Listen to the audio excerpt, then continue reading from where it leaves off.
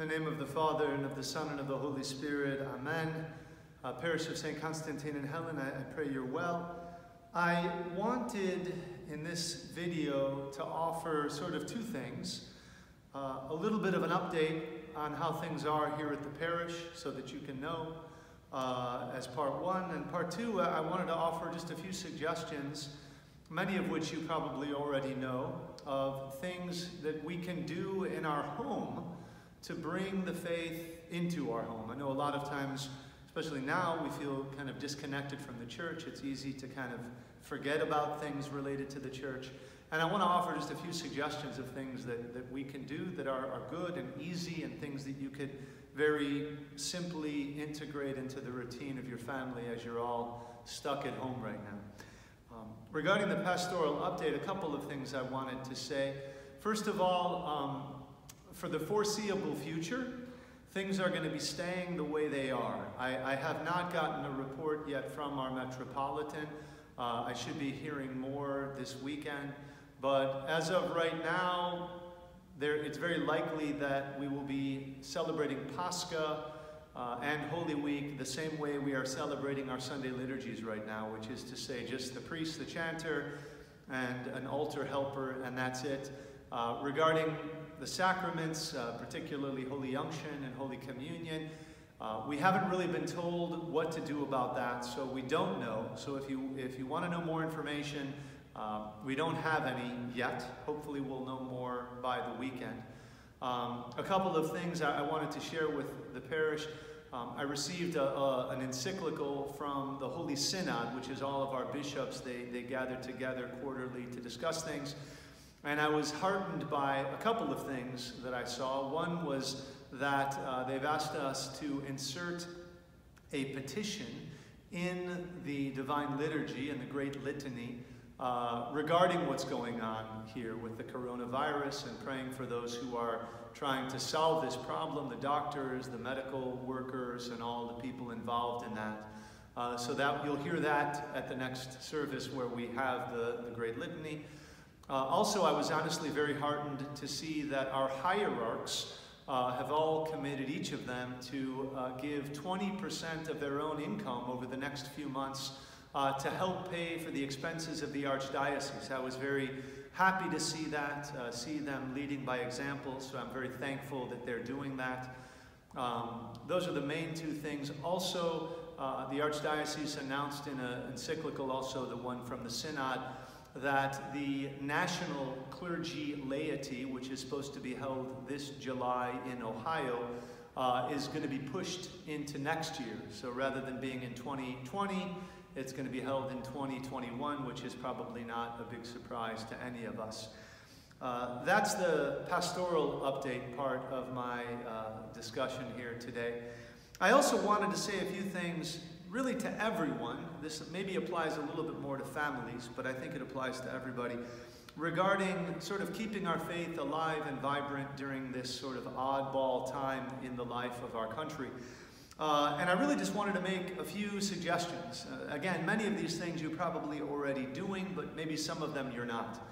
And so the simplest one, which hopefully nobody isn't doing, is if you don't have a prayer corner in your home, I strongly encourage you to set one up, right? You should have one, I'm sure you do, but if not, and really all that is, if you go on Google and type in Orthodox prayer corner images, you will see a bunch of excellent examples of how you set it up. Basically, you know, you'd have Christ in the center. Typically you have Panagia to the side.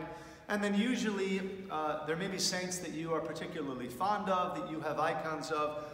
You can also put them around.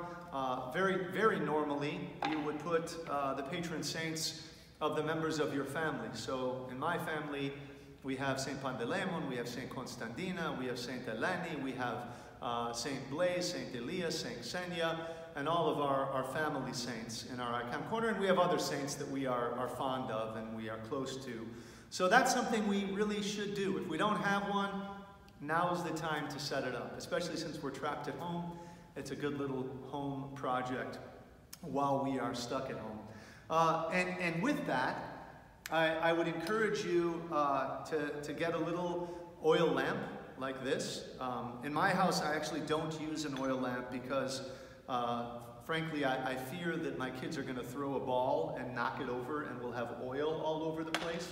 I use a wax candle in a little lamp like that. So you have to use your own discretion.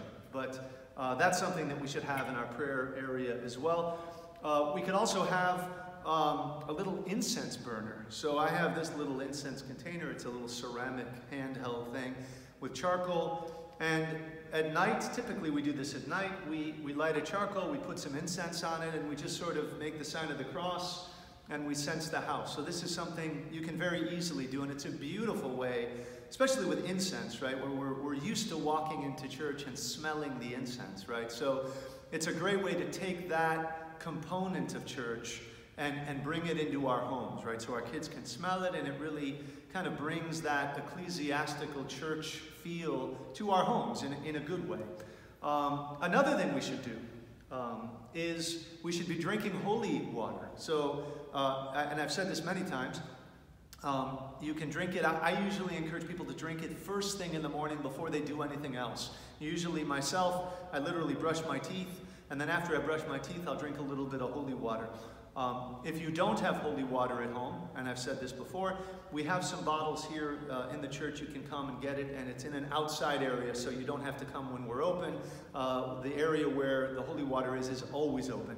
And the other thing you should be aware of is that if you have even a little drop of holy water in your holy water bottle, you don't need a new bottle. All you need to do is add water to it, and as long as there's a drop in there already, the whole bottle becomes holy water. So you don't have to, if you have a drop and you're thinking, I need more, I got to go to church, you don't need to go to church. You can just add it up, fill it up again to the top, and poof, you have a full bottle of holy water. Other things, you know, I don't know if you have one. It's good to have a prayer book. You know, maybe now's the time. If you haven't bought an Orthodox prayer book, now is a good time to buy one. Again, if you look at the notes, either below in YouTube or above on Facebook, I have a link to a couple of good prayer books that you can see. If you look at the links, there's a variety of different links you can see, but we should have a prayer book. And to be honest with you, every member of our household should have a prayer book. If we have a kid who is 8 or 9 and can read, any kid 8 or 9 or older should have a good Orthodox prayer book. Even if they don't use it, they should have it, because there may come a day when they want it, and then they'll have it. So it's incumbent on us, parents, and maybe grandparents, maybe godparents, to make sure that that's the case. So have a good prayer book. That's important. The other thing we can do, more under the heading of education, is I encourage families to, and I usually do this at dinner. So we all sit down for dinner, everybody starts eating so that they're quiet, because if they're not eating, they're talking. And I will do one of two things. Either I'll read something to the family just for 3, 4, 5 minutes. I don't do it for the whole of dinner. Right now I'm reading scripture. So I just finished reading Genesis 1, 2, and 3. So I just spend about 5 minutes reading, and then I eat my meal as well, and we talk. Another thing you can do, which I really like, and again you can look in the notes under this video, or above if it's Facebook, is there are a number of good videos through the Greek Orthodox Archdiocese, through the youth and young adult ministries. So if you click on that link, there are a ton of great videos. And I encourage you, the one series that I really like, and I've shown to my kids many times, is entitled Be the Bee. Again, the link is in the notes either above or below, so you can see that. But that's a great way to start dinner. It's a 4 or 5 minute video at most, and you can learn about fasting, or you can learn about the feast day of Pascha, or you can learn about why we worship on Sundays. And again, now we don't have Sunday school, and so we're really kind of on our own in terms of educating ourselves and our family. So this is a great and very, very, very simple way of doing it. And the last thing I'm going to say is actually not a thing to do, but it's a thing not to do. And what I want to encourage you not to do, because it's a huge temptation now, and I see it in my own home, we shouldn't have our kids on the screens all the time. We, if you're a parent, we are in charge. I always tell my kids that our house is not a democracy, that it's a benevolent dictatorship, and I'm the dictator. And so we need to be in charge, and we need to, it's fine, it's good to have screen time, it's good to watch a show, it's good to play a video game, but if our kids are spending 4, 5, 6 hours a day, that really isn't good for their soul, frankly.